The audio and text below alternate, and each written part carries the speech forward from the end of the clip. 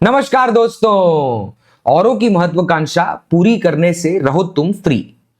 मन मस्तिष्क साथ लेकर आज लेंगे बोर्ड फिजिक्स लैडर का स्टेप 23। बात होगी potential due to electric dipole. सबसे पहले एनसीईआरटी का जनरल केस। डाइपोल का पॉजिटिव चार्ज, नेगेटिव चार्ज, ये रहा centre of dipole. Dipole moment is directed from negative to positive. और ध्यान दीजिए, सेंटर ऑफ डाइपोल से आर वेक्टर यानी पोजीशन वेक्टर माना और पॉइंट पी चूज कर लिया। वहां लिखना है potential.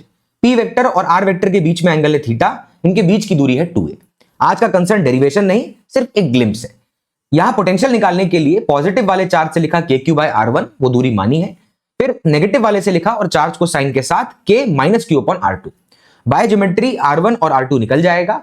R very much greater than A, यानी पॉइंट बहुत दूर है। इस असम्पशन को मानकर बाइनोमियल एक्सपेंशन लगाएंगे और लगाने के बाद पोटेंशियल एट P का यह एक्सप्रेशन ऑब्टेन होगा। जनरल है, याद रखिए। यह है P vector dot R cap. R cap is the unit vector directed along R, यानी इसका खुद का मैग्नीट्यूड 1 होगा। तो जब आप इस P डॉट R कैप को ओपन करेंगे तो यह आएगा P into 1 into cos of theta. और आप जानते हैं थीटा किसके बीच का एंगल है। हमारे पास डाइपोल है, एक पॉइंट हमने माना इक्वेटोरियल लोकेशन और एक एक्सियल।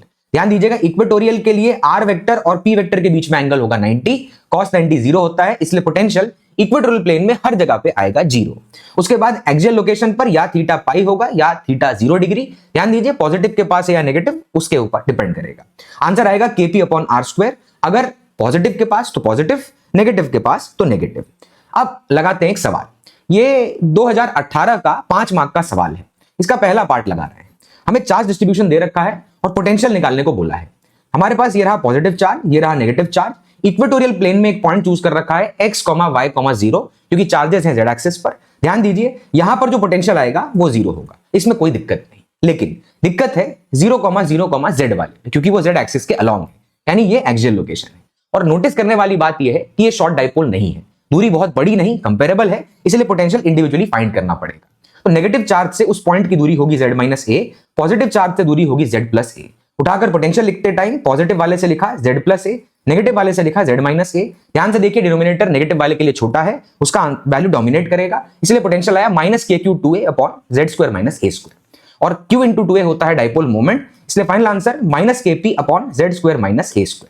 अब इसका जो नेक्स्ट पार्ट है वो कह रहा है वर्क डन निकालो। एक पॉइंट है यहां पर x एक्सिस पर, x एक्सिस के अलोंग मूव करके फाइनल पॉइंट यहां पर लाकर रख दिया।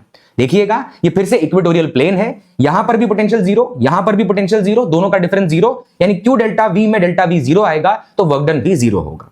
अब कह रहा है अगर मान लीजिए कोई आर्बिट्ररी पाथ ले लिया, उसी x के अलोंग नहीं ले गए, यानी यहां से नचाते हुए घुमाकर चार्ज यहां रख दिया। ध्यान दीजिएगा, अभी भी पोटेंशियल डिफरेंस 0 है, क्योंकि फोर्स फील्ड कंजर्वेटिव है और work done path independent. Next part D। The more you question you get to the core. Do this homework. We will meet in the next lecture with step 24.